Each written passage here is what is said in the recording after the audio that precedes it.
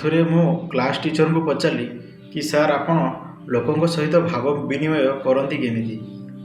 Sir ମୋତେ ହସି ଦେଇ ଉତ୍ତର ଦେଇଥିଲେ, ଲୋକଙ୍କ ସହିତ ଭାବ ବିନିମୟ କରିବା ସୁନା ଖୋଳିବା ପରି।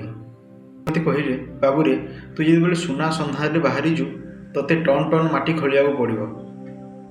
ତୋତେ ମାଟି ନ ଦିଶୁ କି ତୋତେ ସେଠି ଅଳିଆ ନ ଦିଶୁ, ତୋତେ ଦେଖାଯାଉ ଖାଲି ସୁନା।